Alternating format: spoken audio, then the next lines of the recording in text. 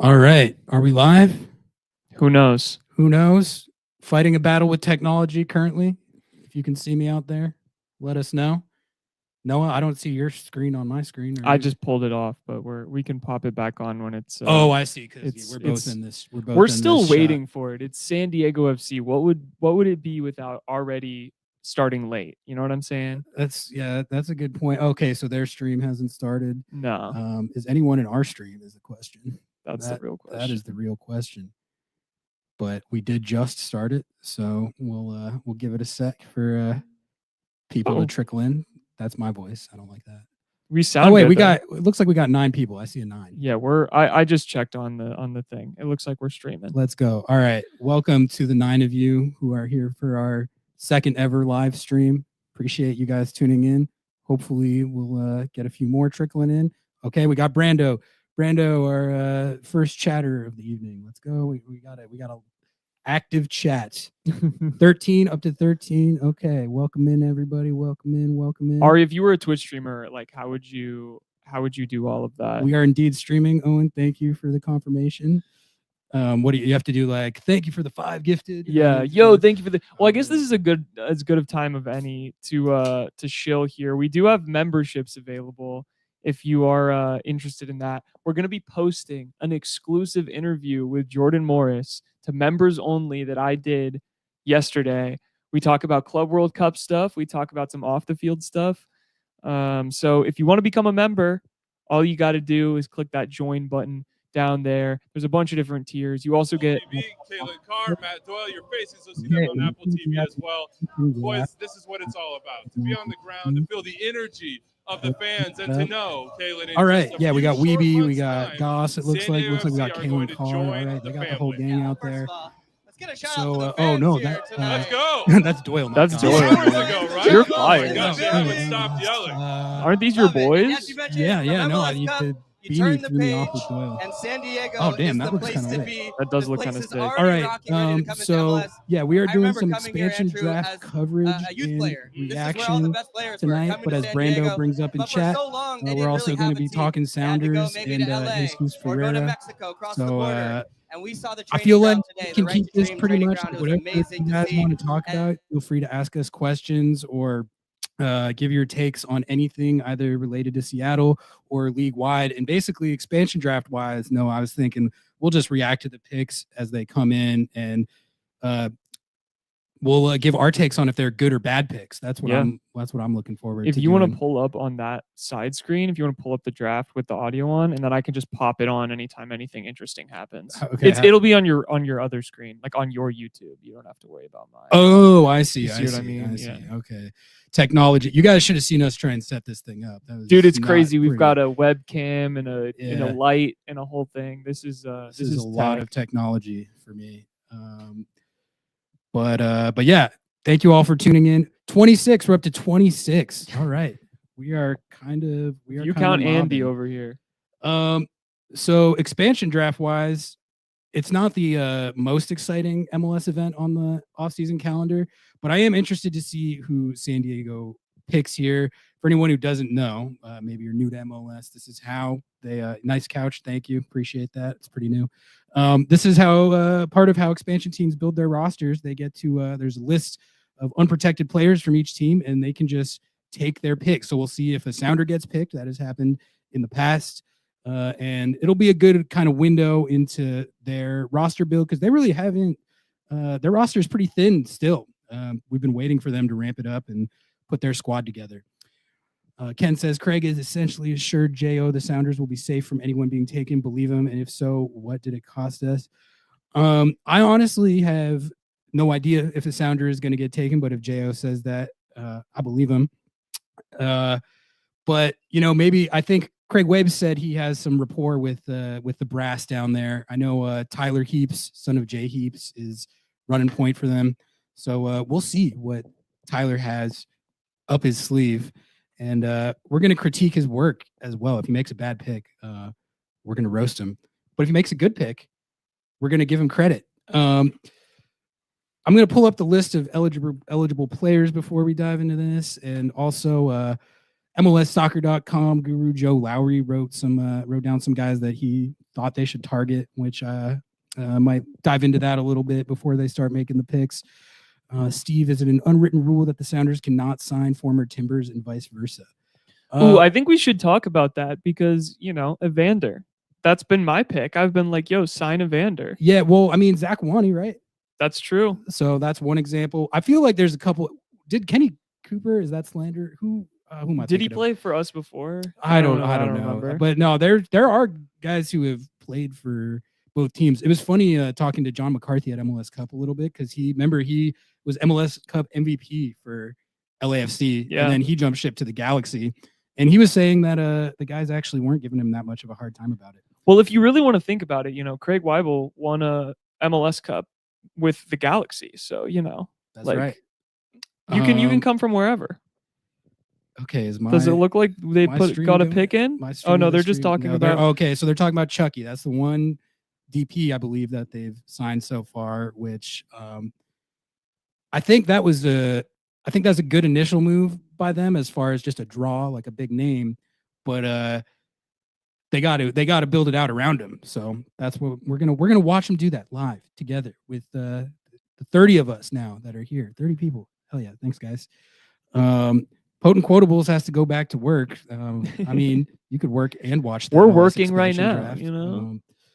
Yeah, so it looks like we've still got Doyle, Weeby, and Kalen Carr chopping it up. No picks yet.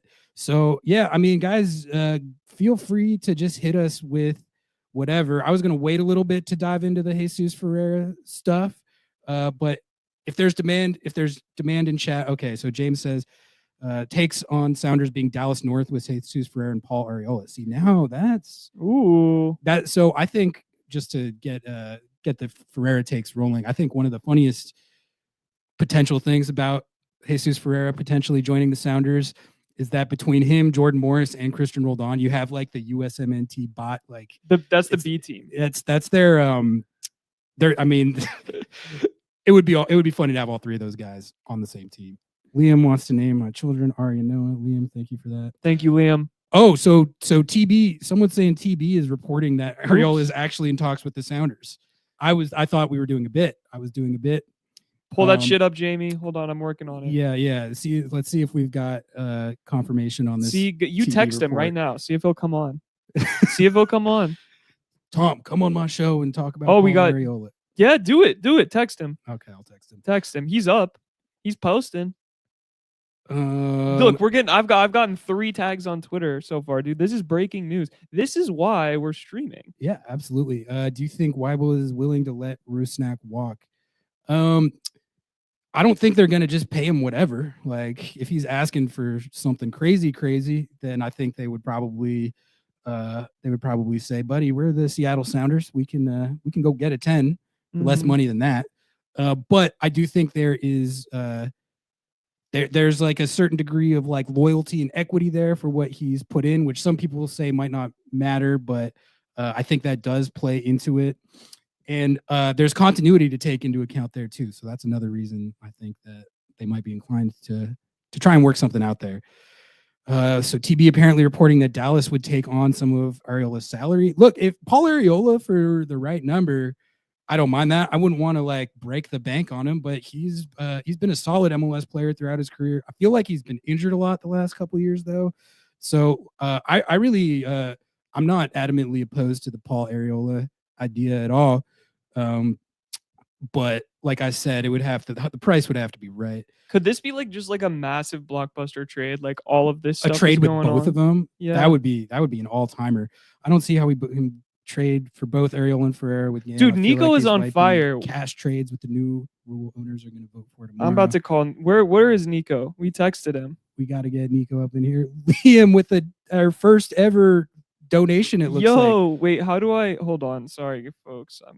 There we go. Liam, we love you, buddy. Thank you for that. Bukayo Soccer to the Sounders confirmed. Thank you for what is this, super chat? That's hard hitting. Yeah, first ever. Wow, we're like real streamers now. We got a super chat up in here. Look at that. If you guys, again, if you want to become members, you could use the Paul Rothrock emote. That's too many Pauls can't do it. That's a good point, actually. Like, I don't know if we can have an Ariola and a Rothrock on the same roster. That is too many balls. Can you address the rumors that the pod will soon get a cat? That is a long time rumor. I've been talking about getting a cat, and I haven't done it yet. So good point. You gotta here. I'm teaching Ari live as we do this. If you click on a comment, like if you hover over a comment, click the plus, it'll show it. Oh, so that's what you're gonna do. You're gonna drive that, and I'll drive the. Okay, sick. All right, yeah, all right. Content. Sorry, guys, I didn't know about that feature. That's we're learning as we're that's going. Why we have right Gen now. Z in the house to show me stuff like that. TFC got Andrade. I'm assuming that you mean the NYCFC Andrade. That's a good swoop for them. God knows they need some defense. Albert, as a DC fan, Ariola is great, but was so injury prone. Yeah, that's the thing. Like he's been a good MLS player. Like he was actually pretty nasty in the DC United days, if I remember. Have you been able to take in a little bit of he was also around the city as you're, of course, in the weeds building? That's number 3, baby. Number 3 all time. Liam Kennedy with the membership. Thank you, King. We love you, King. These guys a team to play. Ooh, Owen bringing up an interesting one. Ari. I like Fafa too. I think Fafa is underrated. It seems like every team he goes to, he plays a pretty important role, and he did so with the Whitecaps. So that's a good shout. Yeah, Paul Ariola. I'm just looking at it now. 5 and 7 for FC Dallas last year, so not amazing, but if Seattle had a depth winger who could put up 5 and 7 this year, imagine how much that would have helped. So tell me where you feel you yeah, I guess while we still wait for these picks to come in, go ahead and let's crowdsource. Like, just give me what you guys think of this Ferreira news. There were a lot of takes flying around about this today, and I have to say, a lot of them were unbelievably bad. Like, the ball knowledge, it was tough to see. It was tough to see. But it is definitely, it's the first spicy rumor of the offseason, and I love offseason, silly season. And this does not appear to be silly season. Like, if I had to guess right now, I think this is going down. Like, I think this is going down. And Jesus Ferreira, Seattle Sounder, that might be happening.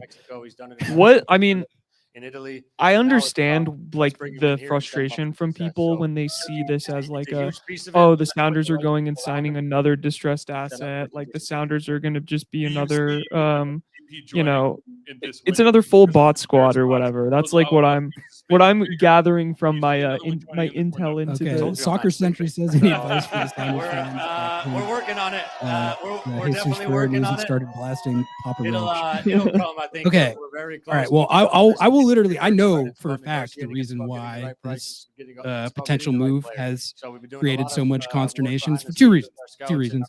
Number one is that he's already played in MLS, so that's like just automatic strike one for a lot of people. And the other is the USMNT stuff. People hate him because they feel like he wasn't good enough for the U.S. men's national team. I'm here to tell you both of those things are pretty irrelevant as it pertains to whether or not he can be productive in MLS, which Jesus Ferreira has not just been a good MLS player. He's been an elite one at times. This is a guy that has an 18-goal season on his resume. This is a guy who's had 6+ assists pretty much every season he's played and been healthy.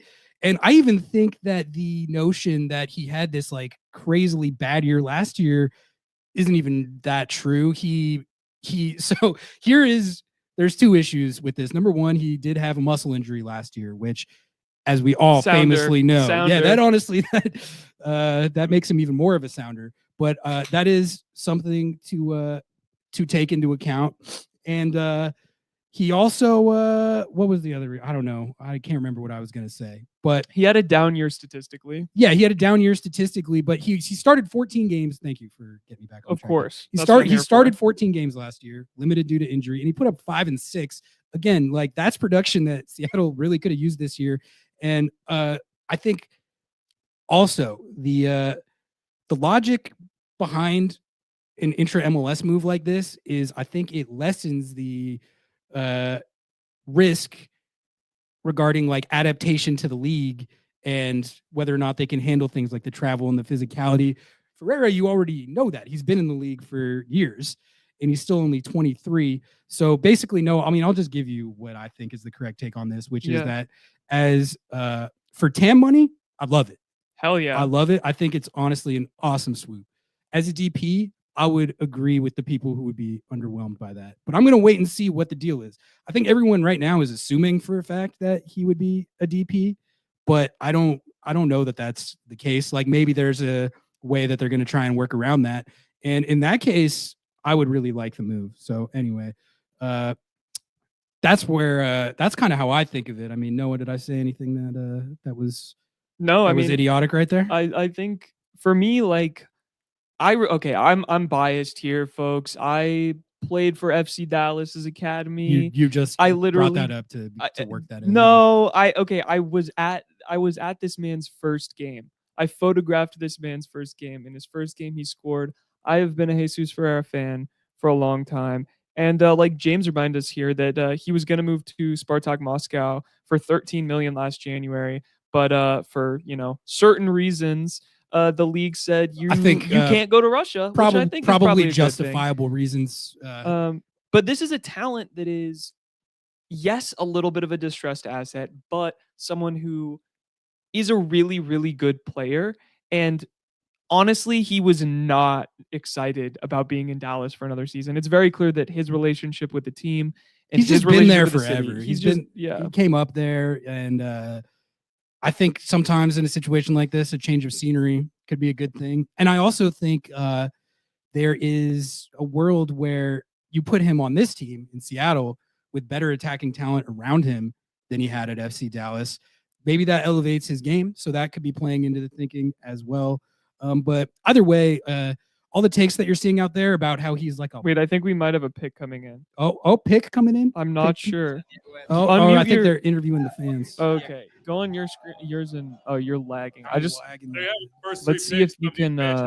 Your San Diego County if we can hear it on your thing. I don't know. From Charlotte, Heine Brusset. Are you guys hearing the audio from the thing? They should be. From Colorado.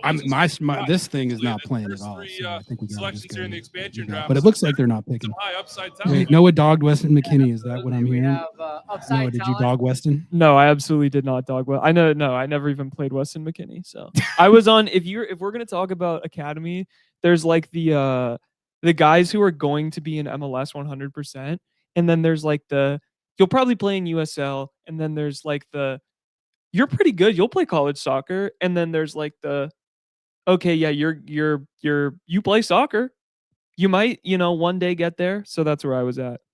I was a bot.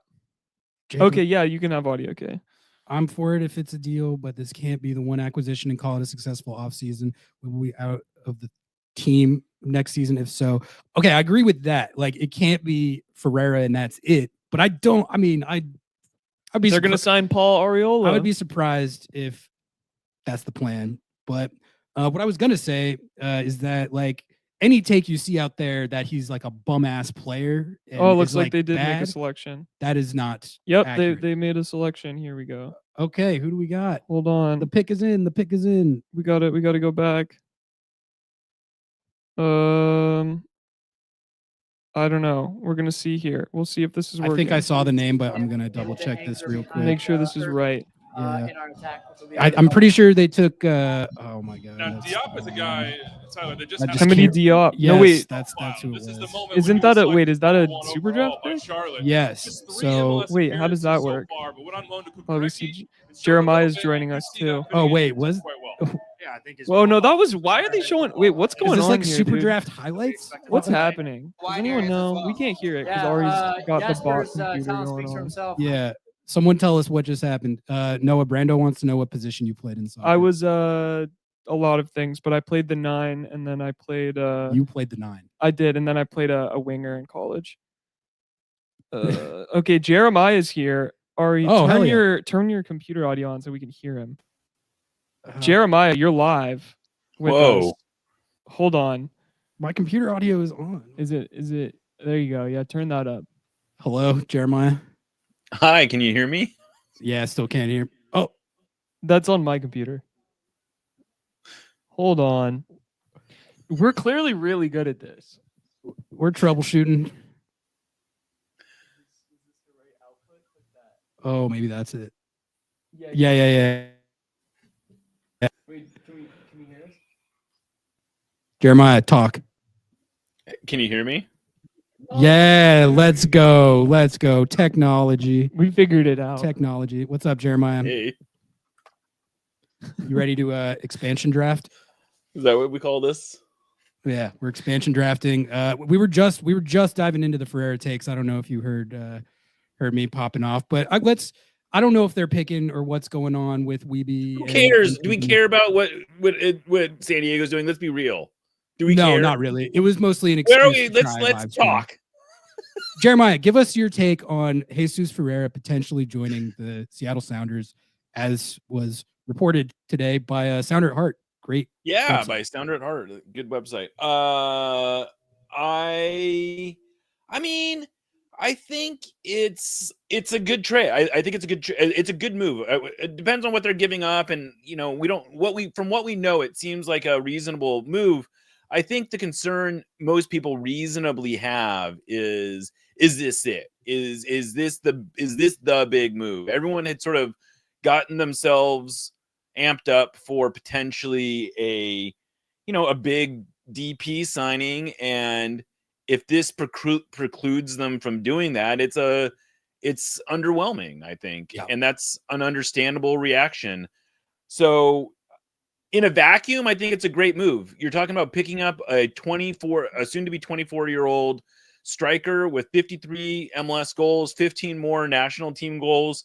I realize they're against the Pirates of the Caribbean or whatever. Like I get all that, but like a lot of guys have played against bad teams in the U.S. national team, and they don't have 15 goals in 23 appearances or whatever crazy stat it is. So I think you have to look at him as, a player who has a huge amount of potential. There's never been a player like him available. There's never been a player like him traded within MLS. I was looking this up to see what the closest comp would be, and maybe Jordi Mihailovic when Chicago sent him to Montreal. He was 22, but he had like 6 goals and 14 assists. He was not disproven. No, he wasn't. He was hyped. He was a much hyped young player, but he had not had a season at all like Jesus Ferreira. So I realized Ferreira's last 18 months really have not been great, but by everything I've heard, it was a mess at Dallas. He didn't like them. They didn't like him. He was, maybe playing through some injuries. So as far as, risks go, this seems like a pretty reasonable one. Yeah, I agree with that. I mean, he's a good player, guys. Like he's got proven production in MLS. Like I said, got an 18-goal season. And also, I mean, I've watched a lot of him on FC Dallas over the years. Like he's pretty fun to watch. Like he scores some banger goals, and he's pretty creative and unselfish as well. He can play false nine or as like your pure nine. He's got some, and out wide, I think, like that he's played out there too. So it's good positional flexibility. But yeah, like Brando said, we just need to know the compensation and details. And once we get all that information, we'll be able to evaluate it. But in principle, I don't know. I think it's a good addition. And it's one of those things where, I was thinking about this, like Albert Rusnak, he's been such a polarizing topic this year. And I really think the reason that he's so polarizing and why Jesus Ferreira is polarizing in the way that he is because they were playing in MLS already before the link to Seattle. If Albert Rusnak came in as a DP, like from some other league, and this was his first year in MLS, and he put up 10 and 16, people would be like, wow, the Seattle Sounders have really done it. They've got this great DP, but because he was on Real Salt Lake before, it's like he sucks. I think there's truth to that. I think there's also, with Rusnak, I think the reality is that he had 2 more underwhelming seasons here. Although, look, I was the first one to tell people his production was down in part because he was playing a different position than he wasn't playing a position of production. And when he played in a position of production, he was good. But I agree with you. If you just took their stats and you said they were coming from Belgium or whatever, like some, second, third tier level European league, and they did what they did last year. I mean, Rusnak had 30 goal contributions last year. That's what I'm saying. Like he would be getting talked about as this like crazy hit signing if there was not. I'm telling you, like, that's how it would be. The other thing when I look at these things is, I mean, just looking at Jesus Ferreira's track record, you see a 12 goal, 6 assist season in 2023, 18 and 6 in 2022 was his best season. He had 8 and 9 the year before that. Like, when you're scouting up signings from whatever league it is, like, you're like, Seattle right now is looking for a guy, I think, that, like, if they get 12 and 6 from whoever they brought in as their addition this offseason, they'd be thrilled with that. I would be thrilled with that, to see them get a player that productive in this attack. So I just try and take the name and the history out of it and kind of judge it on the merits. And I think here you have like I said, like a player that kind of minimizes risk in a sense, because you already know he can do it in MLS. So right. I mean, I think that's kind of the irony, right? Is that the known quantity element of this makes it a better move from a roster building perspective, but it sort of dampens the PR perspective of it. Yeah. But I can tell you right now, I just heard from a very reliable source that there is smoke to this Arriola thing. It sounds like one of the variables is that San Diego is considering taking him in the expansion draft. So the Sounders kind of have to get in line. Well, okay. So speaking of the expansion draft, I'm pretty sure they made all their picks and we just we're not. Oh, did they take all the picks? Did they take Arriola? No, they didn't. But Is this... I don't really. Here we go. Here we go. They did take this is them who all. they took. Look at that. This is who they took. We got Bruce Seth from Orlando. Literally don't know who that is. We got Diop from Charlotte, who was the number 1 overall pick in the super draft, as Noah mentioned, a couple years ago, I think. Lawfulsend, wasn't he on? Yeah, he was on Real Salt Lake and super draft. I gotta admit, these are these aren't the guys that were on everyone's expansion. It's true. Joe Lowry, man, I don't think he called a single one of these. Tom did. He had John Bell going, which I actually thought that was not a bad shout. Like, it wasn't about. Well, I can tell you, I can break news for your listeners, your viewers, if you want. Yeah. Do you guys want some broken news? Yeah, break it. So my understanding is the Sounders actually traded 2 international spots to San Diego in exchange for 250 in allocation, which is like a $50,000 discount, basically. And it's a don't pick our a $50,000 discount on each one. So it's a don't pick our guy kind of compensation. So I don't know that John Bell was for sure going to get picked. Obviously, that was what San Diego let the Sounders believe that was going to happen. But there you go. That's all right. Looks like we're up to 68 viewers right now. Broke the news. We have breaking news live. 68 people. I mean, honestly, for our second ever stream, I will take it. Appreciate you all tuning in. Let's see. Owen says, I did want to. Yeah. I was currently at 2.2 million at Dallas, which is DP level. You have to take like a $500K pay cut to meet TAM requirements. So we were actually we were talking about this earlier today. That might seem like something that Jesus Ferreira would never want to do from his perspective, but I think there is a scenario where he's at a point in his career where betting on yourself for a season, either to move to another league or get a big payday in MLS, whether it's here or elsewhere, he could do that at his age and with the pedigree that he has in the league. And yeah, he would be taking a pay cut, but like I said, it's sort of a bet on yourself. Would he do that? I don't know, but it's not unthinkable, especially if there's like mutual. I can tell you that I don't know if it's unthinkable or not. Well, it's thinkable because the Sounders are thinking that he might do it, and that's my understanding is that's what the trade sort of hinges on, is his willingness to do that. So could FC Dallas cover that $500K? I don't think they would want to. I guess someone said. I haven't seen this TB report on on Areola, but apparently they're willing to cover some of his. So yeah, pull that well, shit up, I can Jamie. I can add a little bit more context to the Ferreira thing. My understanding is that he's like big time on the outs with Dallas. Like he is not happy there, and they are not happy with him.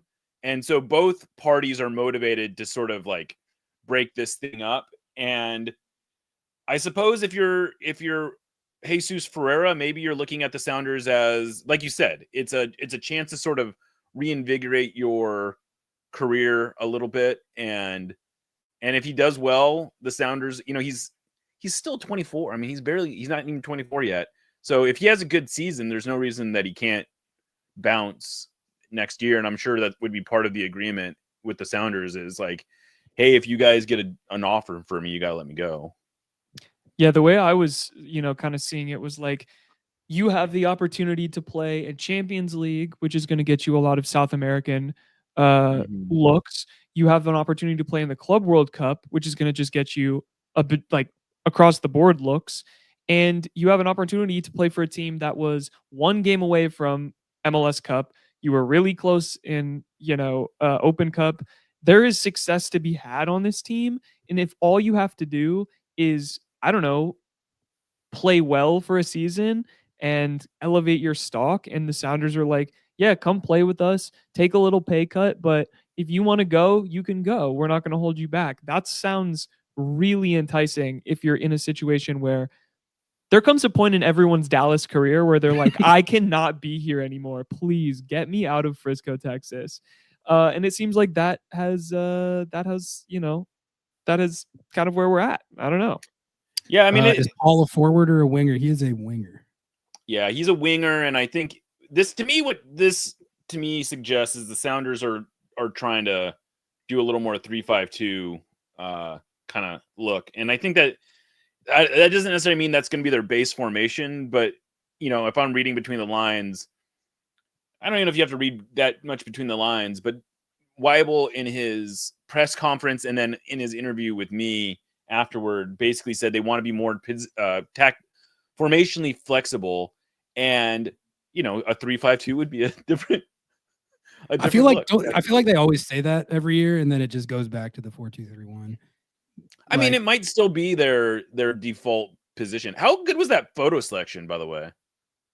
Yeah, it's pretty good. See, that's one thing I that, like, even dating back to his FC Dallas career, is he's got a little bit of juice and swag to him. I remember it was either this year or last year. They were playing the Texas Derby against Austin FC, and he scored the game winner late in the game, and he was just giving it to the Austin FC fans. I've been saying for years, I feel like Seattle needs a little more bite, a little more juice. It's a lot of nice guys on the team, which is great. It's fine, but like I think someone with that more personality profile, I'm into that. I was thinking of that player as like a 6, but an attacking player, they need that. Well, what if instead of a guy with juice, what if you just got Mr. Nice Guy Christian Roldan? That's kind of the same thing, right? What do you mean? Like I'm just joking. I'm just he's doing what we like to call a little meme. He's doing a little meme. Oh, okay, I get it. I was like, Christian Roldan's already on the Seattle Sounders, Jeremiah. He's going to be the 6 next year, is what I'm saying. Yeah. Am I blowing your mind? Yeah, a little bit. This is breaking news. Why would you do this on our show? Just made me think that ownership aren't willing to spend. I mean, we'll see what they do. Like I said, yeah. Like, if this is the move, then yeah, that is underwhelming. I think it's a valid concern until they go out and spend money, or if they've completely painted themselves into a corner where they can't spend money. But this does not, I would say this does not in itself preclude them from doing anything big, but it does paint a picture that maybe this is what they're doing instead of spending big. I don't know that that's going to be, and I get that. I definitely like the people dishing that take. That is totally valid. I've seen a lot of like Jesus Ferreira sucks and is bad flying around today. That's what that's where I think people are just not really judging it objectively. Oh, Tommy Scoops is in here. Oh, we got Tommy Scoops. Tom, jump on the stream, man. We want to talk. Well, I gotta go. Yeah, get out of here. Well, we'll boot. Well, Jeremiah, you can stay in here too. Tom, I'm more. serious. We want to talk. FC Dallas. Everybody, Tom Bogues himself in the chat. I'm Say hi to texting Tom. Ari the link, and he'll text it to you because I don't think I have your number, Tommy. Just supporting the boys, can't jump in. Yeah, all right, that's fine. We'll get you in here. Tom Bogues was on it with all the good job on the FC Dallas news today, Tom. And the Areola, we just found that out live on air. So yeah, he got scooped once. He said it's not happening again, boys. I will make another FC Dallas Sounders rumor happen. Caleb, I've been ignoring you because I remember you were the guy who was trying to get us to DM you about Rusnak, but I'll put you up here, man. There you go. What is this? I'm still not gonna DM you though, brother. You have 3. You don't. Yeah, but I mean, we'll always take the Tom Bogues. Tom, call in. Give us 5 minutes. Give us 5 minutes with Tommy Scoop so we can boost our numbers and put you in the thumbnail. We don't want to. We don't want to be thirsty. Well, but Tom Bogues, you don't have to. You don't have to come on tonight. But when we do get you on, it's going to be like a 45-minute hit. Okay. Remember the big Craig's searching the world press conference? Just a little bit of letdown, no gown, double. Yeah, no, I get that. I get that. But is it a letdown because you have no idea any of the actual additional moves that here's the funny part about this to me, okay? Everyone is like completely zoning in on the worst possible case scenario, which is a barely over the DP threshold trade for a player who is ailing and is going to like snap their Achilles and knee and everything. And it's like, I'm sorry. We have no idea if this is a TAM deal and he's able to come in and integrate with the squad and play well and score a shit ton of goals and add depth to this squad. If you're mad about that, you're just choosing to be upset about something. I mean, people would change their tune as soon as he put up 10 and 10. I think that's like once the games start, those things kind of tend to change. Number 1 anti-Rusnak agenda GC member. Hell yeah. That's me. They love me in the anti-Rusnak brigade group chat. Yeah, I'm really glad I'm not in that, but I'm glad you are. Here's a good question, Jeremiah. Maybe will there be any additional allocation money with inclusion in CCC and or Club World Cup? So last year the teams got $140,000 in GAM for participating in the CONCACAF Champions Cup. I would imagine a similar amount this year, which is not to say nothing, but it's not like it's not a crazy amount. There might be a similar, I don't know. I would imagine there would be something for the Club World Cup, but the people I've talked to were not sure about it in terms of allocation money. But there's something, and something around 140, maybe as much as 200. I think is actually. I thought in the CBA it said 200, but I was told they only got 140. So, what roles do you expect Sosa and Bernie to play next season? Okay, Bernie, I honestly know very little about other than that he played for Ballard FC. I imagine. I mean, that's a depth signing. Sosa's the one that interests me. He's been on Defiance for a while, and from when I've watched him on Defiance, like he, I'm interested to see if he could be an MLS player. But as far as what role he's going to play next year, I mean, I think it's a situation where if he's getting a lot of minutes, that's probably not a good sign, given regarding like the health of your roster. But like we saw it with Georgie this year, like stuff like that can happen. So I would say I'm more intrigued by Sosa. Yeah, I mean, I can add a little bit more context with Bernie. I can't say I've watched him a whole lot, but he was a reasonably highly regarded academy kid. They let him go to college. He went to Penn, which is like an Ivy League school for you. They're good at soccer as well. Yeah, they're good at soccer. Historically and too. they were really, I think they actually dominated the Ivy League when he was all Ivy League first team for 4 years. He was the Ivy League Defender of the Year in 22 and 24. He's got 11 goals or whatever during his college career as a center back. He breaks line. He's a good passer. he, basically my understanding is the Sounders sort of viewed his profile similar to Jackson Reagan, and in that they let Jackson go into the draft. They actually let someone else they let someone else take him, and then they are honestly, the Sounders got lucky that Jackson found his way back to Seattle, because he got drafted by Chicago, he got cut, and it was only after he got cut that the Defiance already reached out to Wade Weber, who was his academy coach, and said, hey, I would love to come home and play for you. And he spent a year with Defiance. He was good. Sounders offered him a contract, but they really lucked out, frankly, that worked out in their favor. And so I think the way they were looking at Bernie is a similar situation. I guess he's projected as like a top 2 or 3 center back in the draft if he had gone into the draft. So, he was, I got to admit, when I was told he was getting signed, I was like, I don't even know who this guy is. What are they doing? Yeah, I didn't know he was 2-time Ivy League Defender of the Year, though. So he's smart. Right, exactly. So once I learned a little bit more about him, and I talked to some people who had been really high on, like, he's been at Ballard FC for 3 years. So the Sounders have been, I guess, keeping a pretty close eye on him, and they were really into getting him. So I don't. He's still a death I hate piece. to interrupt this, but I have to. We have a super chat here. $2 from our boy God. Joe. Joe, Ari, get on Blue thank Sky. you. This has 4 likes. 4 people have liked this. Yeah. Okay. So I've download been- the app. Yeah, get it going.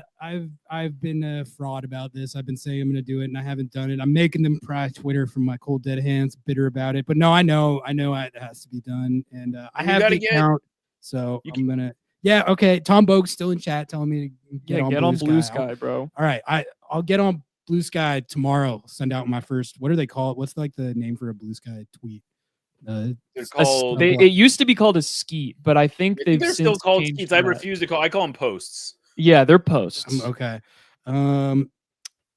Rowan asks, whoops, I didn't mean to show. Whoa! I got assuming we get Ferreira on a TAM deal. Are we still going to pursue another DP or tagger? That is the question, and I think that's like really what we need to wait and see until we. I'm gonna throw out a scenario for you and your viewers here. Our viewers, we're a part of the Sound. Our viewers, yeah. What am I talking about here? I'm acting all too cool for school here. So I think what might be happening here is the Sounders are loading up with veterans in their attack. They're going to hit the ground run. They want to hit the ground running, but their big spend is potentially a U22. I don't know, by big spend, like, I don't know what that means, right? But I think they will spend some money on a U22, which is ironic because just this last summer, Craig was talking about how, we don't really see the value in spending a whole bunch of money on U22s. But I think this Ferreira deal may have sort of fallen in their laps a little bit. And they're like, oh, hey, we maybe don't have to spend $10 million to go find a guy with the exact same resume.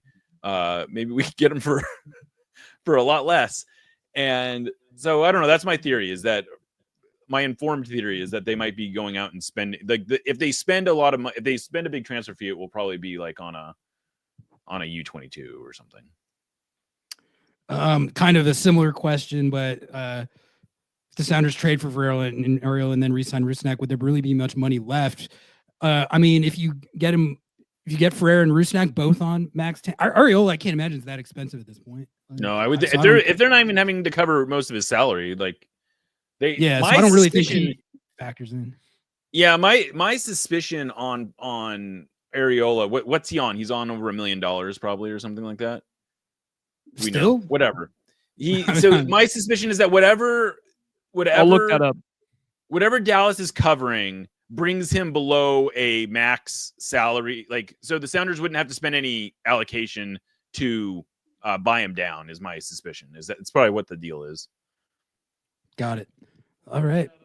Yeah, pull up Paul Ariola's salary. I wasn't expecting Paul Areola when we started this stream to be such a big topic of conversation. It totally caught me by. That is a lot of money, dude. He's on. Was that his salary for that? Oh yeah, 2024. He was on. Guaranteed. That is a lot of money. 7. Oh, geez. I guess if you're looking that's for like max TAM. If you're looking for the myriad of reasons that FC Dallas had a tough go this year, that might be in there. I mean, that's just a lot of money for a guy that was hurt. That's a lot of money for a nipple. No one's gonna laugh at that. No one's gonna laugh at that. That's the second time one has gone over my head. Yeah. So Paul Arriola, they should not give a guaranteed compensation of 1.7 mil. That number would need to come down for it to be a good move. But they are for saying, a number way lower than that as a depth piece.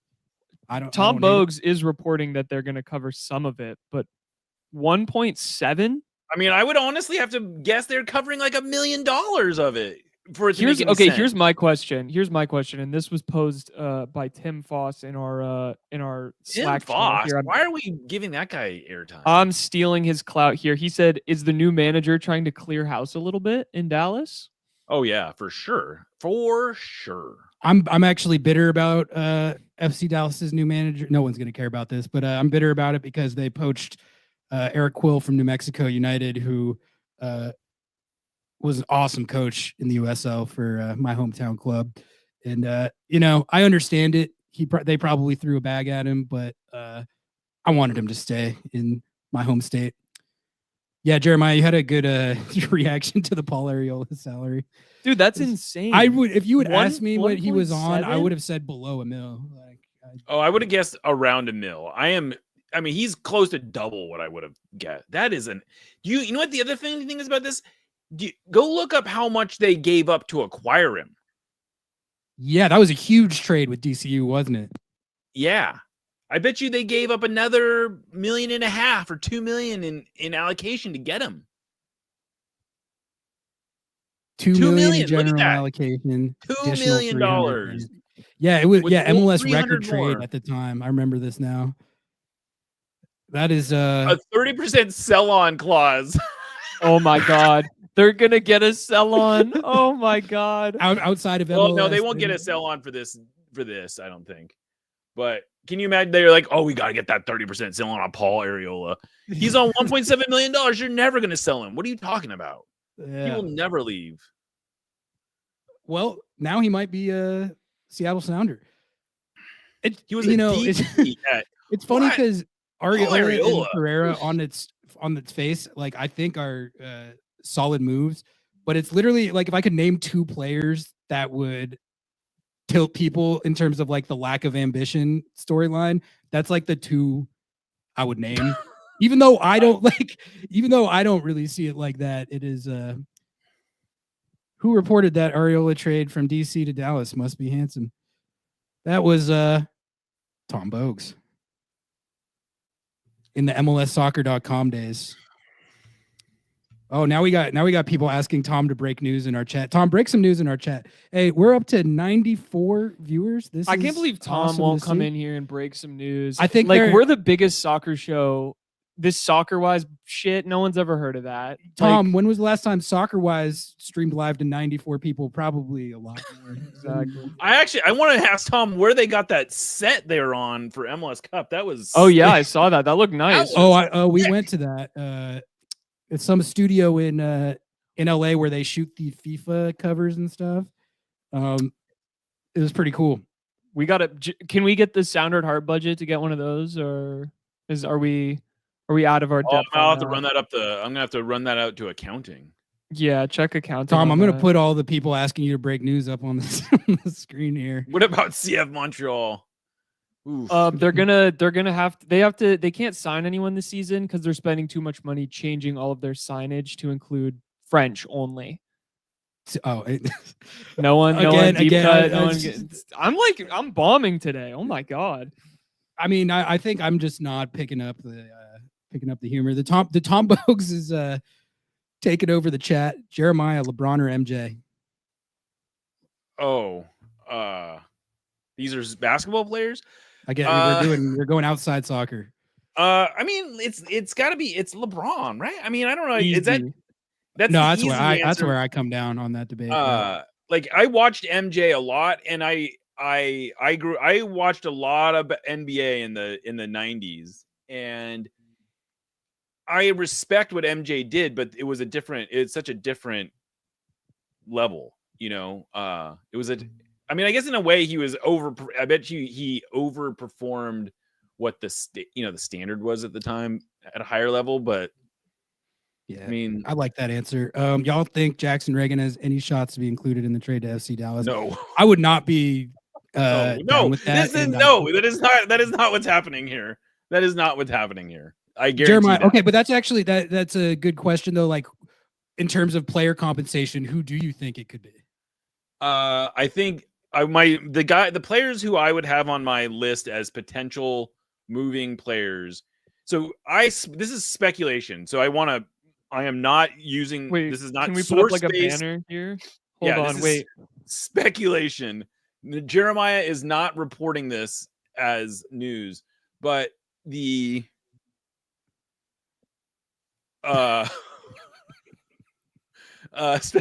so the story or my speculation for the Ferreira thing is like Danny Leyva, an international roster spot in like 500 to 700K in allocation. That's my like a ballpark of what they might be sending there. For Areola, I don't know, maybe Alex Roldan. I don't know. Like Alex Roldan is a good but not necessarily great player who maybe fits a piece that they want a little bit better. But if you're giving up much more than Alex Roldan, like I don't know that Areola is a different kind of player than Roldan. But man, I don't know, Areola. Danny Leyva, like, can't you just like see Danny Leyva on FC Dallas? I don't know for some reason. Yeah, I can. I don't even mean that in a bad way. Like, I think that's like a perfect place for like him. a fit. It's a good Leo fit. Chu, I could see Leo Chu being involved in one of these trades. Sure, I hope for Leo Chu. I would hope they're not. I can see that. Sure. Let's cook on the Leo Chu. Yeah, let's talk about that because I think the conventional wisdom that he was on the outs, but then at the Craig Weib's end of season presser, Schmetz was the one who said that they're like excited about. I mean, him. Yeah, I kind of took that as a throwaway line, to be honest with you. Like he's like, okay. I don't want to. Like there's a chance that he's back, so I don't want to throw dirt on his grave. But it just doesn't make any sense, right? Yeah, I don't know. JP. He's not. He's a free agent. Oh yeah, free agent. He's not. And they are reportedly in negotiations with him. Someone said for the MLS expansion draft that that San Diego drafted a bunch of Walmart workers.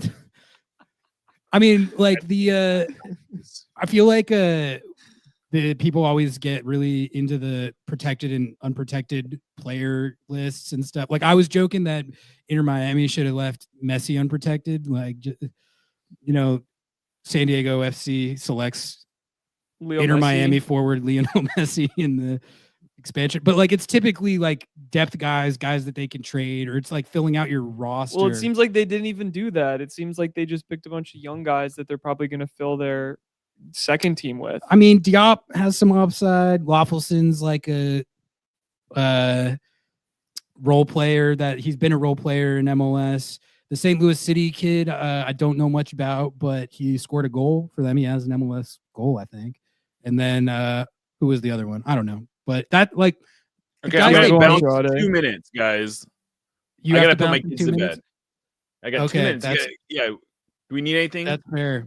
Hey, if you got anyone like got my questions in the background, look at this. Look at this good stuff I have in the background. That is got questions for Jeremiah. Submit them right now because he has to go put his kids to bed in 2 minutes. The life should have picked Insigne. Was Insigne unprotected? He was, yeah. But they'd have to pick up his $10 million salary or whatever. Yeah, exactly. That's like that. You don't really see players like that go because like the guys that are worth picking in that scenario would be protected. They left him. I think they left him unprotected in the last expansion draft too. No one wants his ass. FC got players to be GAM trades or bought out with the new rule that owners are voting on tomorrow. Oh no, this is like they want to know if they're like cash transfers. Yeah. This I is don't what know, we maybe. should cook on for your last 1 minute and 30 seconds. Philly's hatred of the super draft. We need your take on this. I mean, I think it's a funny bit. I think it's a counterproductive bit, but it is funny. And I appreciate that Ernst Tanner is committing to this bit in such an extreme way where he's like, I don't want anything to do with this draft. I want to not do anything for the next 3 years. I guarantee what happened is that he reached out to the MLS front office and just said, how many years can I just bail on my draft? Like, can I trade 10 years of draft picks to someone if they'll take them? And they said, no, dude, you can do 3. And that's what you're not even going to be there in 3 years. What are you talking about? You're going to ruin this team forever because you are standing on principle? Why don't you chill out and just find someone to take the 3 years of first round picks? Like, that's insane. Yeah, That's insane. that was a wild MLS trade. I mean, you got a few questions here, Jeremiah, but if you need to bounce, okay, if you got some questions, I will stick all around. right. Well, we'll rapid fire. Jeremiah, do you have an underrated winter food? Underrated. That's tough because my underrated winter food. I mean, I like a roasted cauliflower with cheese on it. Ooh, that feels like a winter food, right? Yeah, no, that's a good shout. Is that like air fryer or like how do you hit that? Sure, air fryer. You can throw it in the oven. Either one, same thing. Okay, and then I think looks like this is the last one. Jeremiah, do you think Rusnak will stay if we get Ferreira and Ariola? Well, I'll tell you what I think is maybe happening. I don't know if he's gonna stay. I think it's an interesting situation. Talking to Craig, if you listen to Craig's interview today or whatever, he made it sound like he's expecting Albert to come back. And the vibe I got was they would love Albert to take a TAM deal that is more guaranteed money over a longer period of time. But if he's really insistent on being a designated player, they will make him a designated player. They will do it, but it's going to be less guaranteed money for a shorter period of time. And so Albert has to ask himself, do I want more money over a long period of time or do I want less money in a shorter period of time? And so I think that's what it's going to come down to. And I suppose there's a possibility where another team comes in and says, the Sounders are lowballing you, dude. You don't need to do this. You can come play for us for more money and more guaranteed years. And that will throw a wrench in things. I don't know how likely that is to happen. We got one last one if you have time, but sure, I'll take one more. Do you want to hit it? It's a controversial one, and okay. We'll hit it. All right, we got a super chat, $2 from Jamesinho. James, thank you, appreciate that. He says, you love Jamesinho. You love Jamesinho. Does not have the money to compete. I mean, I think okay, so the Sounders don't have the money to compete. The Sounders who just went to the conference finals can't compete. That's the take. I mean, I think it was a question. It appears to be the. I think it's an open statement. I think that Adrian is not willing to spend as much money as the higher spending teams in the league for sure. I think he is gonna get fairly criticized if they don't spend any money this transfer season. Just like last summer. I mean, I'm telling everyone that would listen that the main reason they didn't make any moves last summer was because they had no transfer budget. And Adrian sets the transfer budget. You also wrote a big column about how they needed to. Yeah. I mean, I don't know Adrian's personal finances, so I don't know what he has or doesn't have. I know that he is not one of the wealthier owners in the league. And I know that he is operating. He doesn't like wasting money. And like I'm sure he could afford to spend more than he's spending. But no, I mean, they can't, the Sounders are not going to spend dollar for dollar with LA Galaxy or LAFC or Atlanta. And I think those are totally fair criticisms, but not compete. I mean, they're competing. Spending money reality. in itself is not, it's not always how much you spend. It's like how you spend it, right? Like, you don't want to be, it's a fine line. You don't want to be the Moneyball team necessarily. That's like always cutting corners, but if you think that just splashing big money transfers alone is all it takes, I mean, look at what happened to Atlanta United. They dropped massive cash on Barco, Thiago Almada, Giacomakis. Yeah, Their team fell apart, So it's like it's not always like that simple. Like you gotta be tactical with it too. you got to be tactical with it. But so yes, let me just wrap up my answer just to be clear, so it doesn't get misconstrued. I think the Sounders are competing, so that they don't have the money to compete is a little bit of a false framing. But if you're asking, can the Sounders spend dollar for dollar with the highest spending teams in MLS? No, they clearly aren't. They can't, or they won't. I don't. I'm sure they could spend more than they're spending, and they should spend more than they're spending. And I think there are perfectly justified frustrations with their relative lack of transfer spending. Over the last, this is the last 3 years, they've only spent one transfer fee, and that was on Pedro de la Vega. So that's the proof is there in terms of their spending. Yeah, I think people sometimes misconstrue, like in general, like I think we all agree with that. Like, Yeah, I definitely. No, there's no running away from it. Yeah, it's just all you have to do is look at the recent track record to see that. All right, Jeremiah. We can let you go if Okay. you. Well, I should probably put my kids to bed. But You should thanks for let's probably do that. do your promos before you go though. What do you want to shill? I read me on Sounder at Heart, and I'm on Blue Sky, Jeremiah.sounderatheart.com.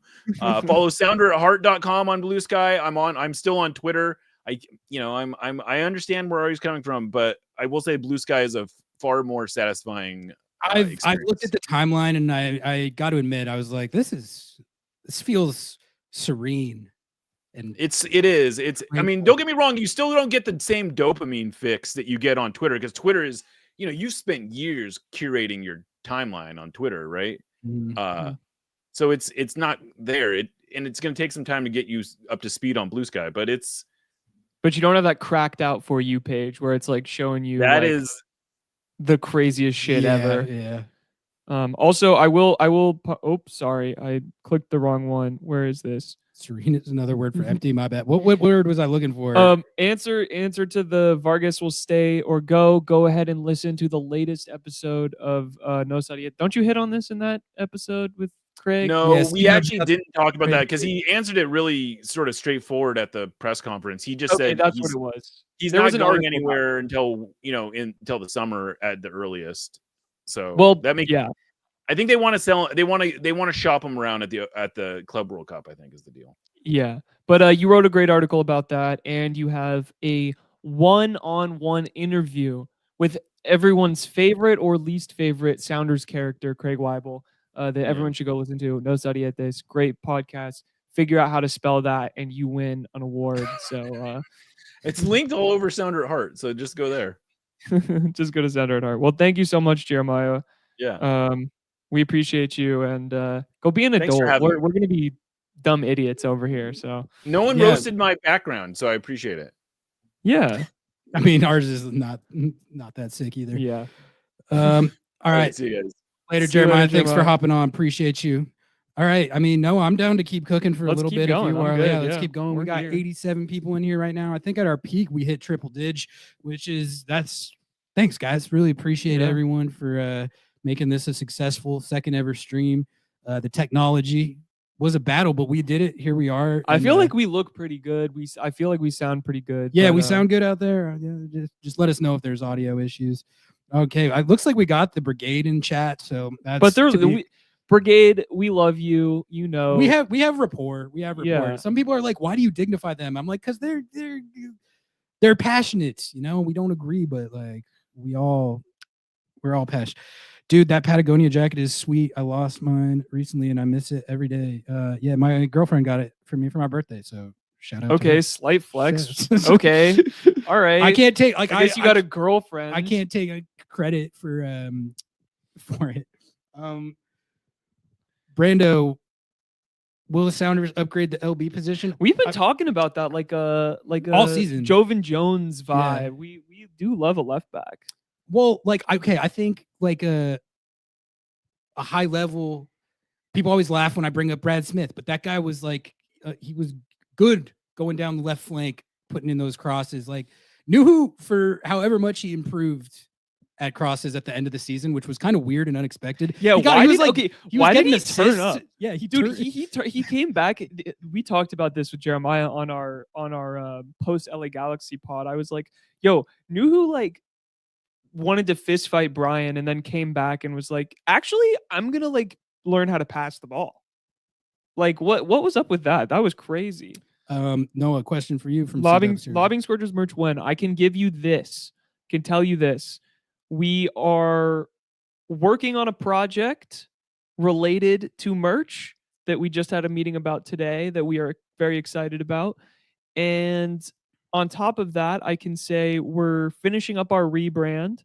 So we'll be all the same brand across the thing. And then for me, I love clothes. I don't know if you can tell, but I'm a very much a clothing person. It's funny how opposite we I know, we're so opposite, but it's perfect. So I want to make really nice merch. I want to go out and actually have it be screen printed. I don't want to sell any of you guys just trash. So there's actually some motion on that already, and Noah's going to do a good job with it too. That's like his wheelhouse. Speaking of Brad Smith, do the Sounders sign him as a free agent as more? I didn't realize, dude. Yes. Now we're talking. Now we're talking.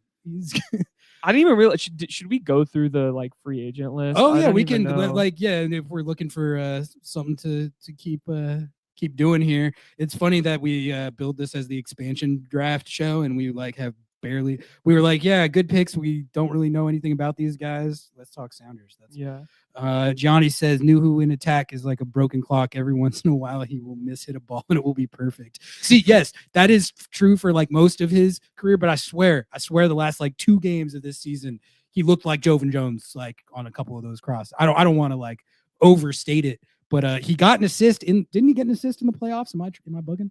I thought he did. I think he had, was it Houston against? Yeah, he had an assist against Houston because his only goal that he's ever scored was against Houston. And then even in the Galaxy game, I want to say the best chance they had in that game ended up it was the one that Rusnak got from after Morris held it up. That was off a Nuhu cross. That was like well taken. Now, all this being said, I would not bank on him becoming your like attacking juggernaut left back. Like I think an attacking fullback is like another it's a good shout for a roster need. Noah, would you be willing to miss the podcast for the birth of your child? Is from the anti-Rusnak brigade in the group chat. Okay. I was clowning on them because they were saying, oh, Javi Arriaga was a total bot. He missed a final or something because of the birth of his child. And I said, I think anyone who was smart would do that. So yeah, I would. But I don't plan on birthing a child ever. Actually, I didn't. It's not possible for me. Owen says that Doyle posted a great top free agents right list. So yeah, that's a good one. Good shout. And then also Charlie Baum wrote 10 free agents to watch this offseason. So and he had Rusnak on it. Mm-hmm. Okay, yeah. This is the Doyle one. Okay, let's go through Doyle's. So center forward, we got Abobasi, Kai Kamara, and Joseph Martinez. Abobasi is wasn't he like, I've heard some rumblings of people like the Sounders should get him. I've been one of those people at different points because I think he's underrated. Like remember how the Timbers for years would like put him on the wing and then they would put him at the number 9 and he would just be banging in goals. Yeah. And then he's been toiling on the Quakes, but like I think as a depth 9, whatever team that gets him, that's going to be a good pickup. And then should Seattle just bite the bullet and sign Kai Kamara? Yeah, I mean, I feel like that's like he will get you. He's a great Musovski. He will get you 5 to 8 goals. That's the thing. Seattle got Moose last year, and then actually though, I don't think they should because knowing the backup Sounders 9 curse, what's going to happen is he's going to play 5 minutes and then retire or something. Yeah. I would take Abobasi before I went for Jesus, honestly. I don't know if I would go that far because I think Jesus is more positional versatility and he's more of a creator. Like I think Abobasi is clearly best as like a clear 9. Whereas the thing I like about Ferreira is that you can do a lot of different stuff tactically with him. You can play him as a pure 9, you can play him as a false 9, you can play him as a 10, and you can play him on the wing. He's pretty versatile. So I think that's a point in his favor. Joseph actually had a decent year for CF Montreal, but at this point, like, it's pretty clear that the knee injury he had a couple years ago. Brando asked when the backup 9 curse started. Well, was it before? Was there one? Oh, well, with Nelson Valdez. Yeah, Nelson Valdez was like the he's the godfather, but Yeah. then Hebert carried on the legacy, and Moose carried on that. He got the torch pass from Hebert, and now Moose now it's has been subjected to it. Yeah. Moose signed for one more year. Yeah, Moose is still on the roster. He's gonna be the backup now. All right, let's go down to the wingers. Let's see what we got here. Post Bruin for curse for sure. Yeah, here we go. Okay, see Johnny now, Russell, Seattle Sounder, sign him. someone mentioned Fafa earlier. I mean, there's like, I guess, there's just kind of no way that you go for Ferreira and then go for any of these 3 guys. But I don't know, kind of looking at this, it'll be interesting to see like what Johnny Russell somewhere that's not Sporting KC, the Club of Professional Wrestling Enthusiasts. That's weird to think about. I feel like he's going to end up in like, how funny would it be if he was in like St. Louis? Johnny Russell? Yeah. Yeah, like a rival. Yeah. team. Or Yeah. like what Chicago Fire or something. It's something really funny, something like really goofy. That's just like totally a Johnny Russell moment. Attacking midfield, Albert Rusnak. I think that's a guy that the Sounders might actually want to look at. I hear he's pretty good. He's been pretty productive in his MLS career. He had a really good year last year. So like that's something I would think long and hard about that. If you can get him for Max Tam, that might be a good move. And Latif Blessing, didn't know he was still in the league. Okay. Central midfield. Alex Ring, that's a name I haven't heard in years. He's been captaining Austin FC for a bit, so you got Godoy. This is like such like a list of MLS lifers. Oh here.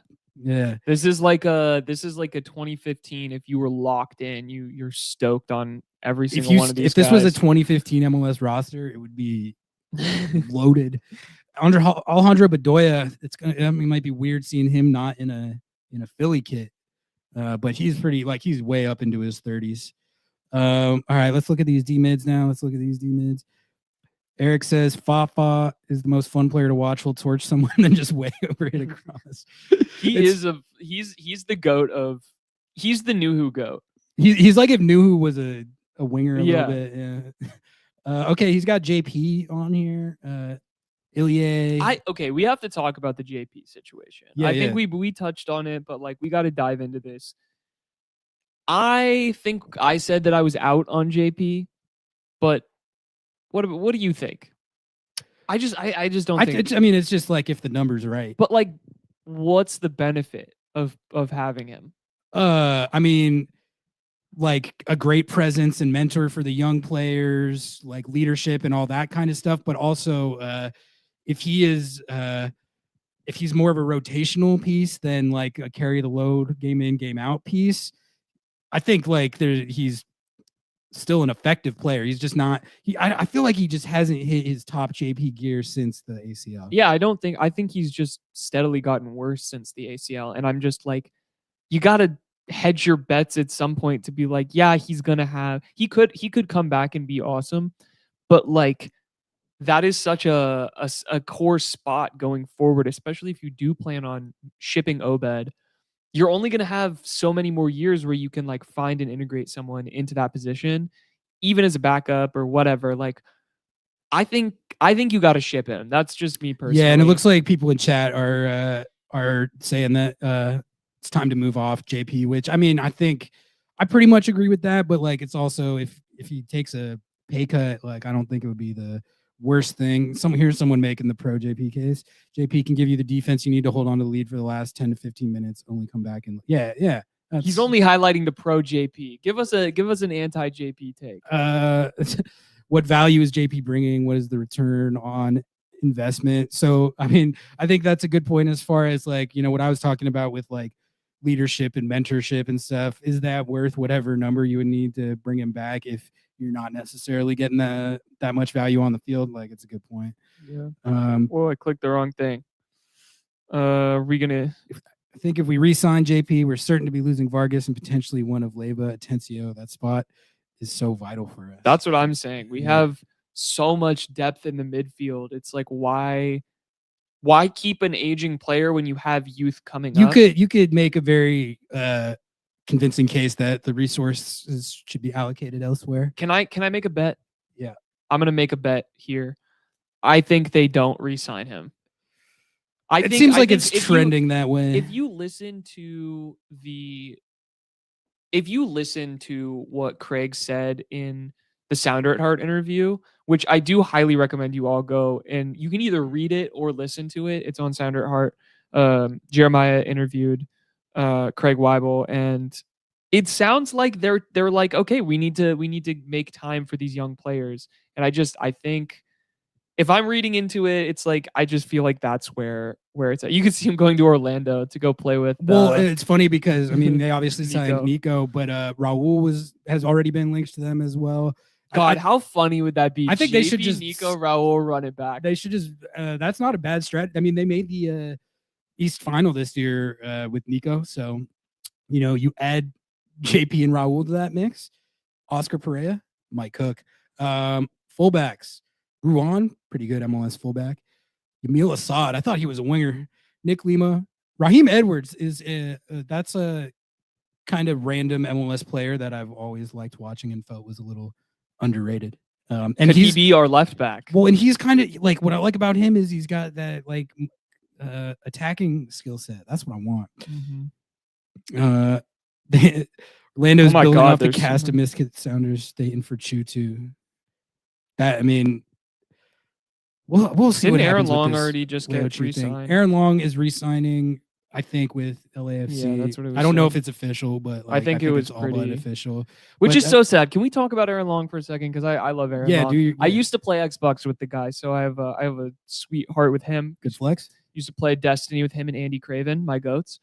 That's a sick dude. goal. S2. I'm telling you, like he used to ball out there, man. And Aaron Long or Andy Craven?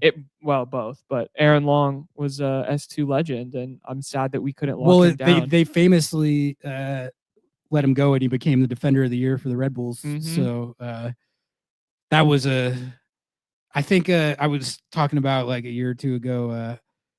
Remember when Aaron Long was being defender of the year, and then Big Sam Rogers was balling out in Europe? Yeah, like that's the ones that got away. Oh, we got a Javier Yaga signing. Dude, yeah. I can't explain his fall off over the past few years. Weird. That's everything fell apart after he posted on Instagram. Yeah, if you know what I mean. No, it's a good point. What up, Ian? Oh, we got Ian in the house. What's up, Ian? Abubakar, Colorado Rapid for the past like 15 years. Tim Parker, Wyatt Almsberg, Tanner Beast. Dude, that's Timmy P.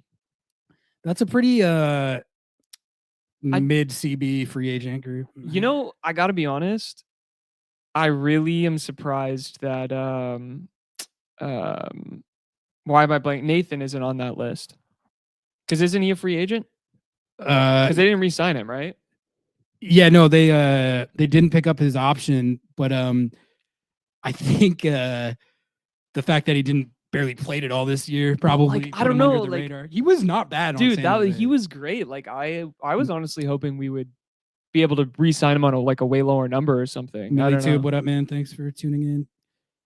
Bring back the Cosmos. MLS sucks. Bring back the Cosmos. Well, that league. I'm gonna put that on the screen. That league folded like 7 times, so I don't really know like what you want. He's going to be in the re-entry draft. That would make sense. I think talking about Nathan, right? Yeah, I think talking about Nathan. The re-entry draft. There's so many drafts. Dude, what are we? Draft when is the re-entry? We did the expansion draft. Talked about it for 4 seconds. So, busy offseason. All right, so that's a pretty. I didn't think there was anyone on that free agent list where I was like, Seattle must go get that guy, but they're definitely like some potential depth pieces on there. Bro, Ari, Friday. Are you running it back on Friday? You guys want us to do a re-entry draft stream? We should just do that and then not talk about it at all. That's like exactly what we did tonight. Yeah. Where did Bombito go again? Oh, I'll look that up right now. I I'm pretty sure it was France, but I can't remember what team. Yeah, he plays for Nice. Nice, yeah. Yeah. OG Nice. He's sick. I don't know how much Colorado Rapids you all watched this year, but Bombito is for real. He's one of the fastest CBs I've ever seen. Like there's been a few plays this year where there's like balls over the top where it looked like there was a breakaway going on, and just like he's crazy athletic. Yeah. Hold on. What is this? We've got highlights. Disc golfers on my Raheem Edwards train. I appreciate that. I've been saying that.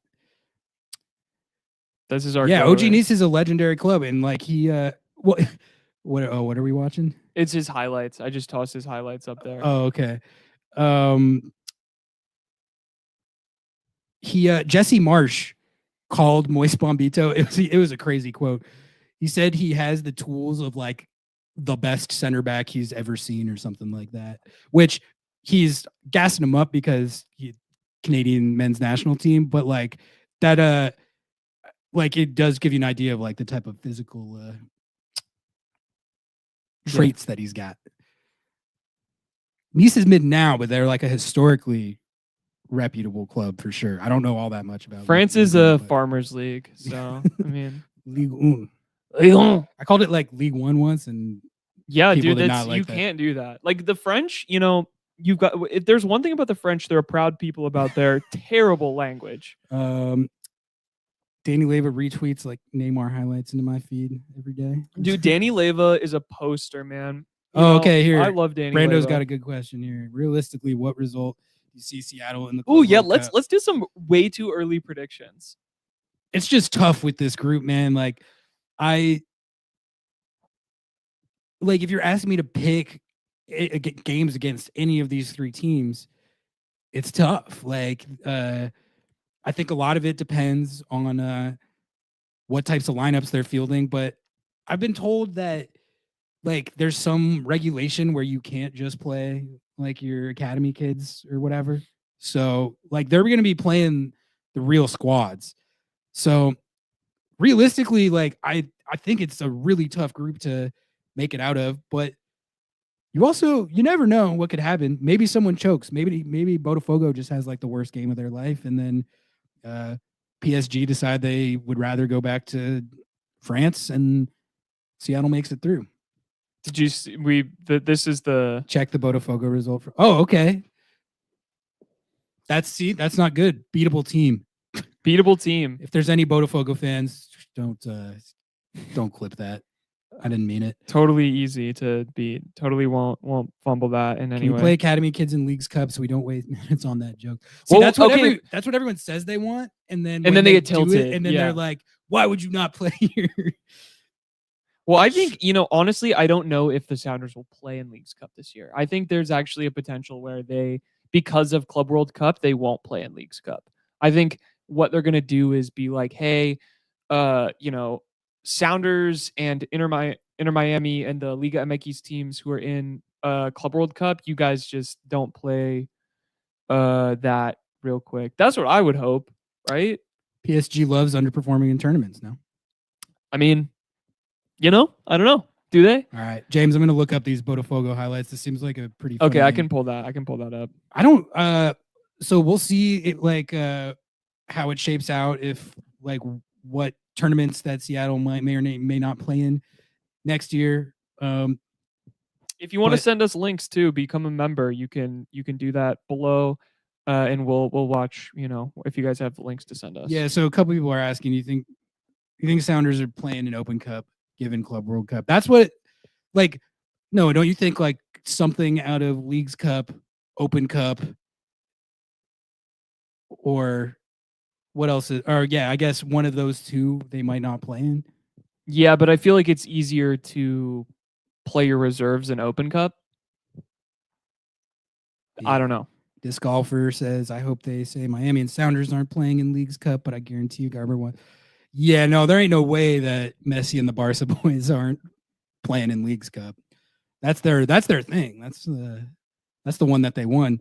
but they couldn't get it done against Atlanta United. Brad Guzan's just too good. He's too good. He is. All right, we're pulling up this Botafogo highlights. Okay, here. let's go. 24 FIFA Play these highlights. has reached its finals. All right, so we have a random Botafogo game against As Chuka Copa highlights Libertadores winners playing Botafogo from right now. Brazil Apparently they take get- on This is CONCACAF Seattle's Champions playing, one Cup of the teams winners are playing Dude, Pachuca this is Club World Derby Cup. of the Mexico Americas. They're here calling them in up. They're Doha. scouting them up. Jason here for Turn off the Gonzalez. commentary. Okay, I'm muting. Sorry. Still hope they expand the roster rules. Yeah, so at MLS Cup. Pretty sure. Oh. No, wait. It was another. I thought it was another Brazilian club. Maybe it is. Oh no, it is. You're right. Yeah, you're he's right. That is literally he got sold to whatever football group and then all right. they So transferred okay, him. that was some good scouting up of Botafogo. Maybe the Sounders beat that team. They looked like they enjoy conceding goals to me. Yeah. So So what are you thinking? Put it on the record. Way too early prediction. oh man. I'm gonna say they beat Botafogo based on absolutely nothing other than Just those vibes. highlights that I just watched of them conceding goals. I don't know if you can get me live on air to pick them to beat freaking PSG and Atletico Madrid. That's just I think they'll draw. They'll at least score one. I think they'll score. Are we expecting decent attendance for Club World Cup start times and high ticket? Yeah, we prices? didn't talk about the schedule of those games. I can Yeah, pull like that the up. time. I don't understand why like the PSG game is at noon on a Monday or whatever. Yeah. What I mean, one thing I will say is that all three of these clubs have like hyper global fan bases. And maybe not Botafogo like quite as much, but I do know that every time I've seen like a big club of this type of stature come to Seattle, like I'm always surprised at like how many fans. Like I bet there's like a ton of PSG fans here that are like hyped for this game. I promise you, there's Atletico Madrid contingent as well. So maybe that helps the draw, just the novelty of it. And like, when else are you ever going to see PSG play Seattle? Never. Yeah. And So- people might take like a week off of work and go to all the games because there's 6 games that week. So I don't know. Jefferson Savarino plays for Botafogo too. That's a good pull. Real Salt Lake legend. Yeah, it's Seattle beats PSG. What do you think about that, Ari? I love it. Here's another rumor too that I heard. This is total rumor, but the OL group owns Botafogo, and we know how the OL group's doing right now. They're broker than broke. So allegedly they're going to be like just shipping every possible player like anywhere else and selling them on. No confirmation on that. That's pure conjecture, but that could be fun. My partners from Rio and lives here now guarantee there will be a ton of Brazilian fans there for that game. Yeah, like it really whatever team it's been, like for all the Champions League. I remember in Champions League a couple years ago when Seattle was playing Club Olympia from Honduras. They had hella fans there. I was like, how Olympia's is insane How is in there like Honduras. I mean, I know they're the biggest Honduran club, but even with that into account, I was surprised at like how abundant their fan base in Seattle seems to be. How is Coast Country determined for Club World Cup? Bribery. Correct. I mean, it's FIFA, so Yeah. yeah. I mean, I honestly don't know. I think they but just gave it to the US because they were already hosting World Cup next year, and they were like, bro, we need a dry run ASAP. And that was just kind of what happened. So yeah. All right. Well, we're at an hour 30 here. We still got 56 of you in here, and I'm having a great time. This has been a lot of fun. Really appreciate everyone. we could tuning in. take some call-ins too if people are interested. If you guys want to do that, I mean, I'm not opposed. But I was gonna say I'm down to do like 10, 15 more minutes. If you guys got more questions about Seattle or MLS or anything, drop them in the chat. Yeah, I don't know if I want to go 2 hours. Come on, get it strong. We'll see. You can't cook for 2 hours. That's We're not on our 8-hour stream grind yet. Not yet. We'll get there. But no, yeah, we're good to hang out for a little bit. So if there's any other topics related to the Seattle Sounders, Major League Soccer, life, LeBron trying to James see if versus there's Michael any Jordan's. breaking news or anything. Okay, but, we got Millie asking for the honest opinion on Jesus coming to Seattle. Millie, we extensively broke that down with Jeremiah earlier, but I will give you my nutshell take again, which is that on TAM, I love it. On DP money, I would be underwhelmed, but not as in meltdown mode as some people would be about it. But like, I think it's all about if they swindle it so they get them on TAM money. I think it's a really good move. I tend to like a move in this situation where you're minimizing risk a little bit. Like, I think that's a pro for this move. But the con would be it is admittedly uninspiring as a TP, or if it's the only addition. But anyway, that's basically how I see that. Ian, have we talked about Pineda yet? I came in late. We haven't, but good shout. He is on his way to Liga MX to coach Atlas, I believe. Well, I didn't is even the know club. this. Yeah, this dropped today. So Gonzo Pineda off to Liga MX, and I hope he does well, man. I feel like he got a raw deal in Atlanta, and that is partially Seattle bias. But I don't think their issue was coaching, really. No, we were hyped on Pineda, and I think that's like kind of perfect for him to go to Liga MX and have a fresh start there, see what he can do. And dude, I don't know. I think he's a great coach. Like he never showed any signs to me that he was the problem. Do you think MLS would schedule Sounders to play Inter Miami leading up to the Club World Cup? I don't know, but like they're due to play him. They're going to play him. I next think they'll year play him because they this didn't year. play him Yeah. last year, so they're going to play Messi next year. I don't know if it's going to be here or I think it's going to be here. I'm pretty sure I don't think they've ever played Inter Miami. How do you feel about the current tactical? I think you're right, actually. How do you feel about the current tactical identity of the Sounders out of 10? Is this the kind of soccer you personally like? I like this question. It's a good question because it's really not the kind of soccer that I personally like. I think you all know that the type of soccer I personally like is more in the mold of the LA Galaxy, but that's because I'm kind of a chaos agent, and I like teams that throw caution to the wind and play without fear. Seattle's identity is not that. Seattle, when I think of a Seattle team, I think of it like a hyper technical team, really, really solid on defense, great goalkeeping, and then opportunistic in attack and really good in transition on their best days, but more of like a we're going to out technical you than buzzsaw you like an LA Galaxy. I think Seattle has clearly shown that style is quite effective, and I also can appreciate a team that is built more on defense and fundamentals than just like all out attacking, like the other top teams in the league, like LA Galaxy, LAFC, Columbus Crew. Their identity is just much more just purely attacking oriented at the expense of their defense. Let's be real. The Galaxy, very fun to watch, not always consistent on defense, even this year when they were better. Inter Miami, phenomenal attacking team to watch, way more fun to watch than Seattle with Messi and the Barca boys, conceded a lot of goals. So in terms of like getting results, I think like part of the reason that Seattle was able to do what they did this year and make it as far as they did is because of that identity, because you really can't play like the Galaxy play or like Inter Miami play unless you have like their personnel, which Seattle's roster just isn't built like that. So I kind of cooked there, but that's a good question. No, do you have a take on that?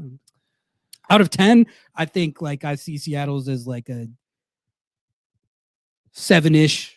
Because I like that they're elite at defense. Like I think that is a good quality. I think that I am accepting of the current tactical identity of the Sounders. I think that it's interesting to watch simply because, like I've said it before, most coaches, if you gave them this roster, would be San Jose. Like I'm not saying that we have nobody on our team, But I'm just saying, maybe not like, San Joseing, but like you'd be in the middle to bottom mid. tier of teams. And I think that it's one of those things where it's not my favorite tactical thing to watch, but it's one that I can totally appreciate and like actually do enjoy watching from time to time. Just I don't know. Oh no, we're out of bat. What? Oh, it's okay. I got another battery. We're good. We'll swap. We'll hot swap.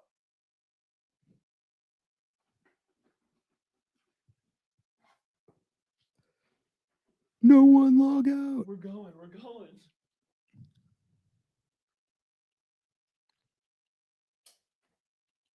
Keep talking. You can talk them through it. Can they still see and hear us? Oh, Still hear us. okay. Our camera went out of battery, guys. That's what happened here. So we are working on recovering right now. We got Noah on the tech. We should be back online shortly. Can you guys hear me? Okay, they can hear us. All right, we'll be back in a second, guys. We didn't know that the camera battery was a thing. We're learning how to stream here. We got to get a dummy battery, but we will be back in just a second here. Shout out to the backup battery.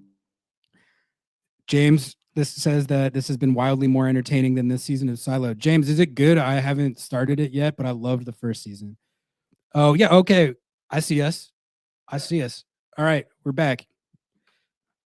This is what happens when you use Pro Tech. Because we're professionals out here. Can you guys see us now? Yeah, they can see us. All right. We're on there. Should I come like right here now so I can actually be in focus? I've been out of focus the whole time. No, but- have you watched Silo? No, I'm not I don't know what that is. Oh, it's good, man. It's What kind of TV show? It's like is it? dystopian science fiction, like kind of post-apocalyptic type of stuff. Actually, I just finished we're Fallout. going on a I haven't watched that one yet. My We're going on a homie non-soccer produced that. tangent. I was already telling you this. I saw the trailer for 28 Years Later today, and I was like, I haven't seen 28 Days Later in a minute. So I watched like half of it today. Good ass movie. Books are, bro, I don't all right. read. What the hell does it look like? I read. I like how the chat like goes with us on these rabbit hole tangents. Yeah. Wait for the season to fully come out. It's been slow. Okay. Good advice. I just thought the premise of the first season I was locked in. I was absolutely locked in. All right. Does anyone what were we even talking about soccer wise? Well, I was talking about, is it interesting to watch the style of soccer? I didn't get my rating, but I don't know. Yeah, it's like a 6. It's not my favorite style. It's the not thing the is, worst. it's like I don't know how it's to utilitarian. I don't know how to rate it because it's not my favorite style to watch, but it is very effective. And they've written it to like they wrote that identity to like all the trophies that they've won, so you can't argue with the results of it. It's just stylistically like not the most entertaining. Okay, we still got people popping off about the TV shows. Well, I'll do one more plea here for members. If you want to become a member, we're going to be doing some members only live streams. So if you're here, Fashion Sense, we can do that. Me and Ari would be perfect to do that. Or that's a Tim Foss Noah. We'll get Timmy project on here and we'll do one of those like tier list makers. That's a great idea. I think doesn't Tim like literally didn't he write a column or still write one like looking at the pregame fits or something? We didn't talk about draft eligible players.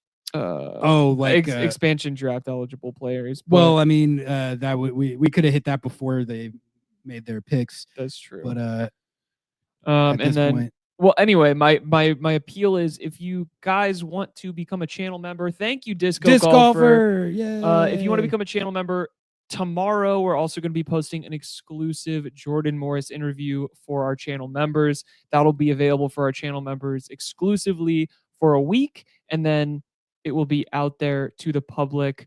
But yeah, so that'll be an exclusive. We're going to do some subscriber only streams at least once a month. We'll do that. And then there's some different tiers you can do. You can get access to Sounder at Heart through there. But we're really embracing the YouTube thing, and we really appreciate your support. And if you become a member, you get emojis, emotes. We got Paul Rothrock. We got Ari on there. We've got me. We've got so many more to be added for the more members we have. But that is my shill. All right, let's okay. We got a CCC question? How do you like the Sounders' chances in CCC in 2025? Draw seems favorable if they can get past Club America in the second round, and they wouldn't face an MLS team until the semifinals. Yeah, I think like as much as the Club World Cup group it was tough, I feel like pull it up, Noah, but I feel like the CCC group wasn't that bad. No, people were talking like this is like we're actually potentially the hardest group. It's a Guatemalan side that they have first, right? Antigua. Yeah. So I mean, like you see like kind of more random teams like that you might not recognize, and you're like, oh, okay, that's easy. CONCACAF, no, like those are some of the crazy. Like I bet there'll be some of the craziest games will be that game, like just in terms of chaos on the field, because that's just how CCC goes. But no, I mean, as far as their chances of moving on. Okay, wait, it's wait, all right, what's going on here, Noah? Okay, so if you look in the top right corner, well, that's our section.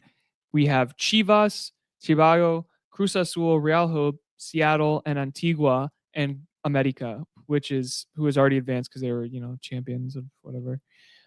So Seattle will play Antigua, and then they'll either play Cruz Azul or Real Hope, and then they will play. If they advance, they will play the winner of America and Chivas or Ciabao. Yeah, so it's definitely not an easy road, but I mean, you don't have an easy. Remember when people were trying to be like Seattle's Champions League win doesn't count because they had an easy path? Remember that narrative? Yeah, I do. It's a good narrative.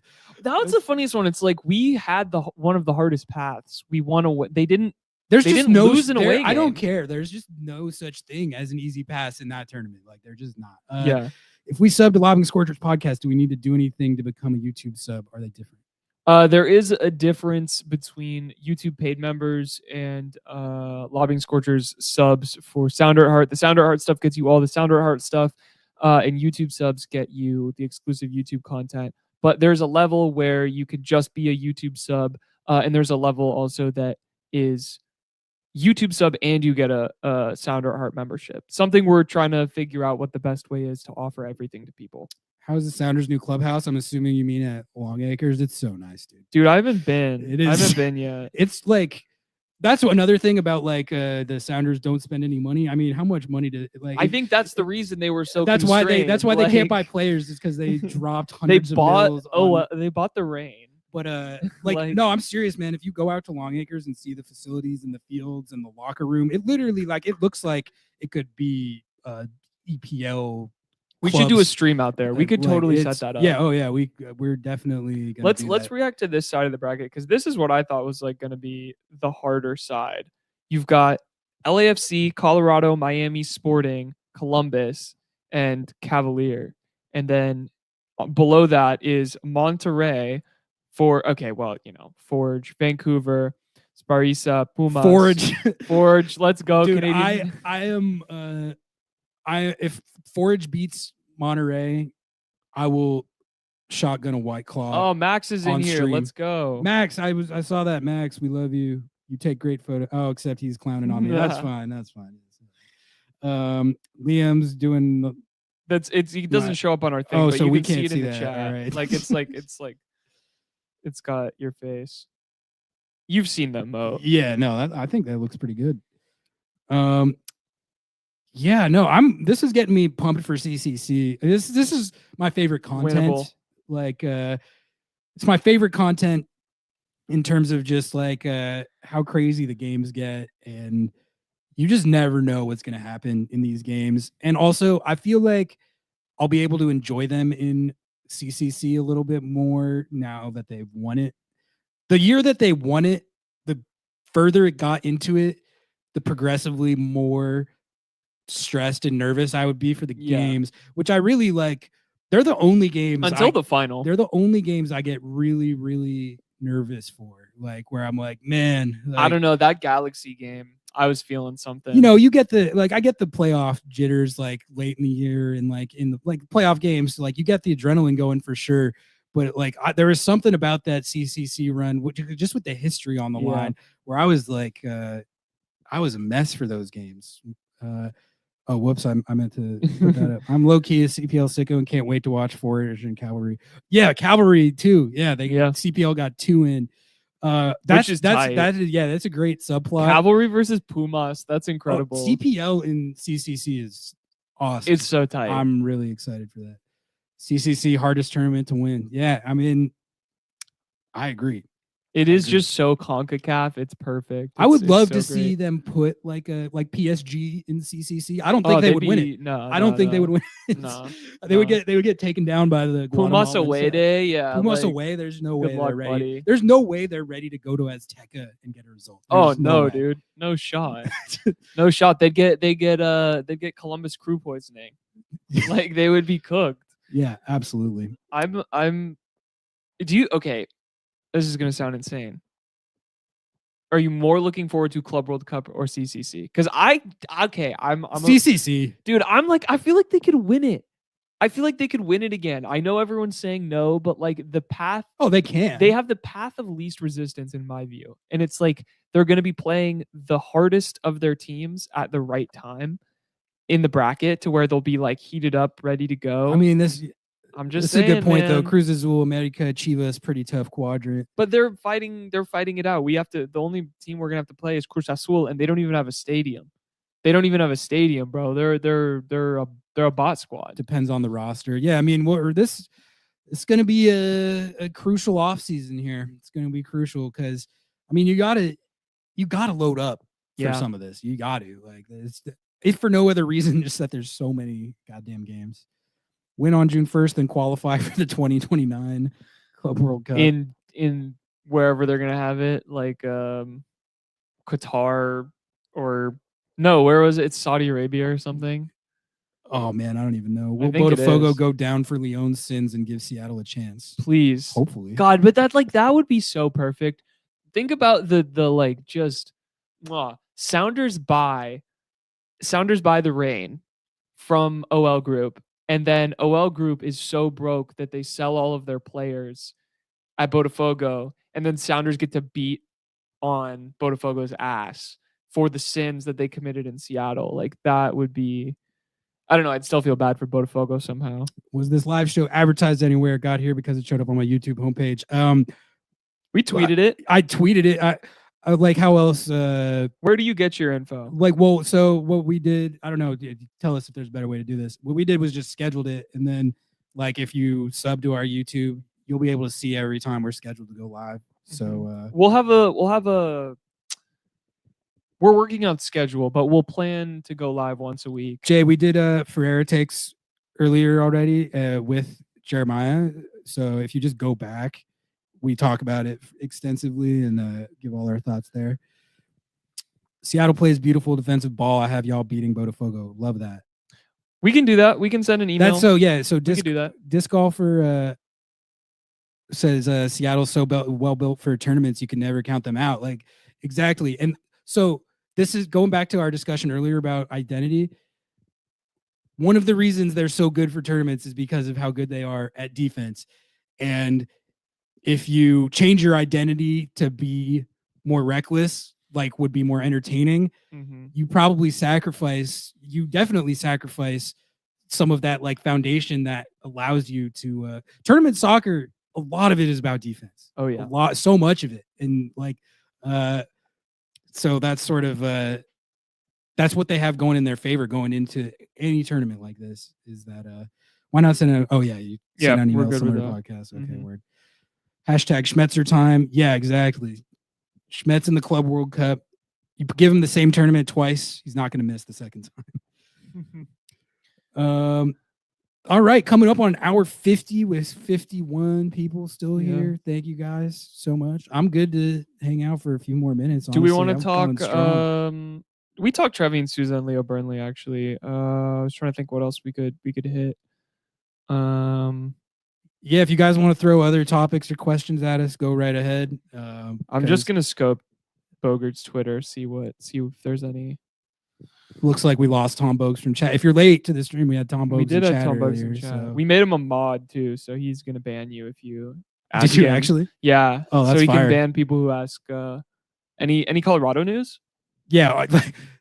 Well, I was gonna say honestly, I was gonna tell people not to do that, but I think actually It is a good bit. it's a good bit. Like anytime we have Tom Bogues here, ask him for news on just insert any whatever MLS team. It doesn't matter. Okay, so it looks like we didn't really talk about the expansion draft that much, but it looks like Toronto FC acquired Thiago Andrade from San Diego through the expansion draft pick after he was left unprotected by NYCFC. So it seems like they did a lot of gaming on this whole thing where they were doing a bit of a three-way transfer, stuff like that. So that's interesting. Do you all think KDB is a lock for San Diego FC based on the draft? Are you Oh, De Bruyne? talking about Kevin De Bruyne? Is that a rumor? Yeah, I don't know. I think there was I'll look it up. How much do you think Obed will be sold for? I was actually talking to somebody. I was talking to a pundit. Oh. Well, I'm not gonna say who it was. Oh. Talking to a pundit at MLS Cup, and he was saying that the idea of 10 million for Obed is like he doesn't see it. And I was like, well, I'm biased on this topic. I don't know if they're gonna get 10 for him. That's what I'd ask for. Mm-hmm. Just maybe people see that as ambitious. I mean, you guys know we rate Obed very highly, but that's because we watch him play every minute of every game. So we see stuff that like people nationally or even like scouts might not be as privy to. All right, what's this KDB rumor? Wow. That, I mean, if they pull that off. This was back in October that this was noted. So this was reported by the one and only Tom Bogert. Yes, well, that's real original. Dream player in the world that you would want to see come to Seattle as a retirement player, like KDB is not a bad shout there. Yeah. Like how sick would that be? Yeah. I know that's it. What's your answer to that? My dream player to come to Seattle is a retirement player. You know, I was thinking like people a little bit older. It's like you hard could say because, like like- Mbappe or something, but yeah, it's hard because like I feel like all of the players that I got nostalgic about are like, I don't know, Messi. Like he's already in MLS, or like I loved watching Totti play. I don't even know, man. Like seriously, who who I would want? Mo Salah. Mo Salah in Seattle would be so fun. Can you to imagine watch. Mark Kastner if that happened? Mark Oh Kastner my would God. be, yeah.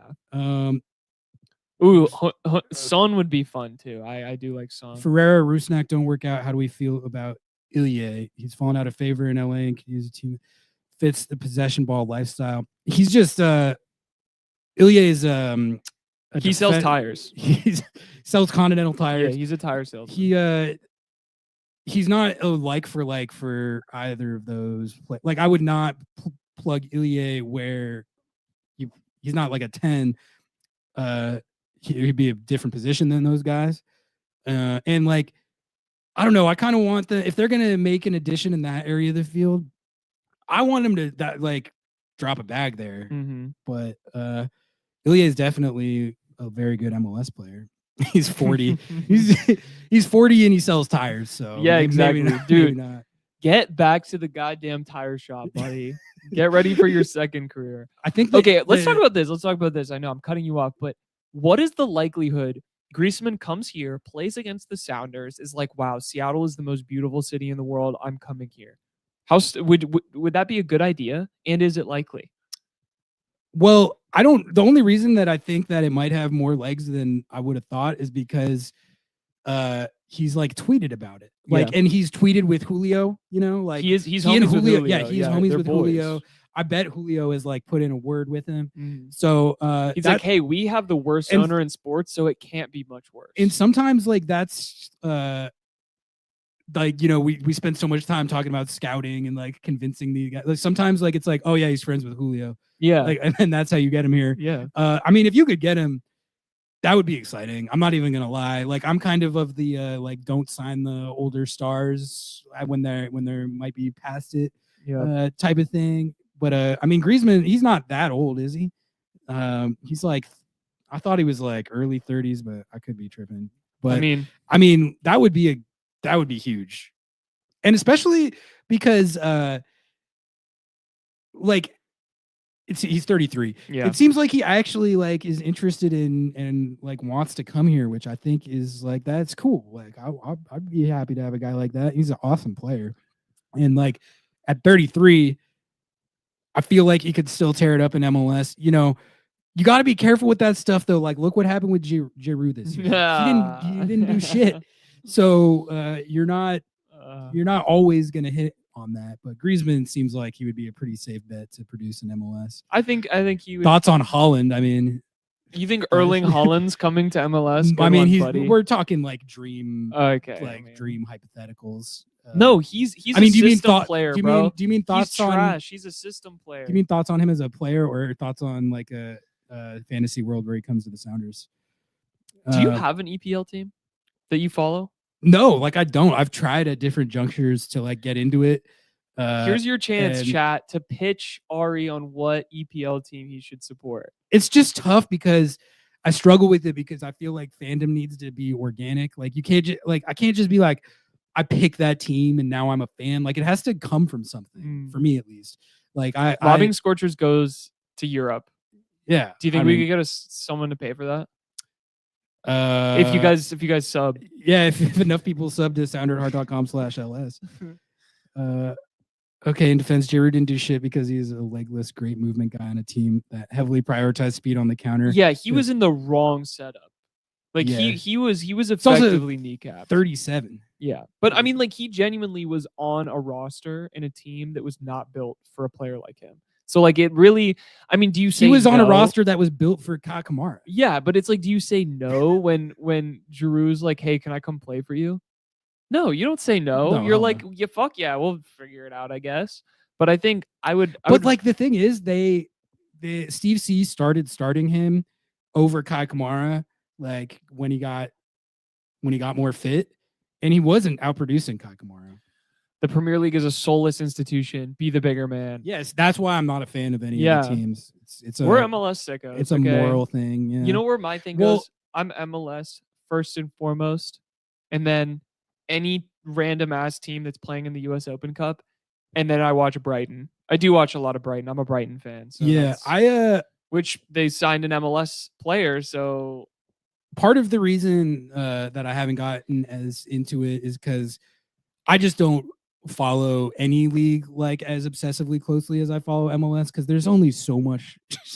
Like I don't understand how Doyle knows everything about like every league. Like how do you have enough time? That's what I don't know. I think there's a word for it, but I don't know if we're allowed to say that. Psycho? Is that along those lines? Sharktopus FC. Oh, sorry, I dogged you there. Ironically, Giroud might have been a good addition to Seattle. Maybe. I don't know. I just am kind of scarred from what I saw at LAFC, especially like when Seattle bammed on them in the playoffs. Dude, he looked tilted. Part of the reason I felt confident during that game was because I was like, I don't really fear Giroud scoring right now. Like, no, not at all. I fear Kai Kamara exponentially more than Olivier Giroud. Yeah, that's going to be a good clip. That's a good clip. Yeah.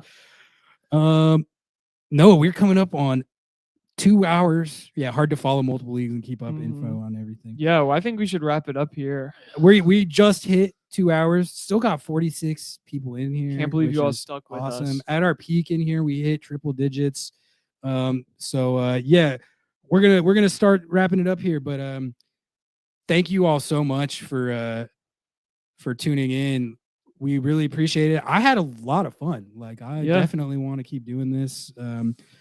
Right now, our plan is to record our podcast like how we normally would, and then do the live streams for like other stuff, like when there's a league-wide event like this, or if there's like maybe breaking news. We're gonna figure out like how we want the live shows to be a part of the rotation. But we're definitely planning on continuing to do these because this went pretty well. It was really fun interacting with everyone in real time. So I think this will be more of our, we'll do our regular show more structured, formatted, playing off each other, and then this will be a more us interacting with everyone else. Try and do it once a week, kind of similar to our show. Maybe not at first because we're still ramping up, but with the off season, man, there's like shit to talk about every 5 minutes. It's, no, exactly. So we're definitely going to keep firing these up, like when news breaks, or when the Sounders do like start officially making additions. We're just going to play that by ear. But yeah, this was awesome. It was like 103 or 104 people at the Apex. Triple dig. W's in the chat. Millie, thank you, man. Thanks for hanging out. Yeah, glad you guys all enjoyed it. We had a lot of fun doing this too. Final plugs. Jordan Morris exclusive interview if you become a member. So go down below, hit join. There is also going to be all the other fun inclusive stuff that's going to go on, and sounderatheart.com/ls if you want to go subscribe to Sounder at Heart. Obviously, they have already broken a transfer rumor, and that's big news. And what else do I have to show? Full Pool Wines. I don't know. Shout out. Full Pool Wines, sounderatheart.com/ls. All right, we got one last question. Jay, I'll get your question. This is the last one though. Again, late to the stream, but thoughts on Brandon Vasquez going to the Quakes, and would Seattle be a better fit? MLS reject, bro. I think that would be a good move for the Quakes. That's the type of player that they could really use right now, and with Bruce Arena in there, could be interesting. Brandon Vasquez on Seattle, I would be into that. I'd be into that. But I like Brandon Vasquez. I rate the player. James D says Paul Rothrock. That's a great place to end it. All right, we're gonna cut it out right there, folks. But again, thank you guys for tuning in. We're gonna see you guys soon. We're gonna fire up another one of these. Go listen to the podcast.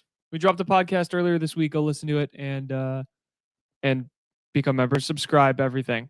Peace out, guys. We love you all. Do I leave studio? You click end stream, I think, okay. but I'm not sure. Click we're end stream. new at this. I end think. stream. Yeah, and then you click it again. There we go.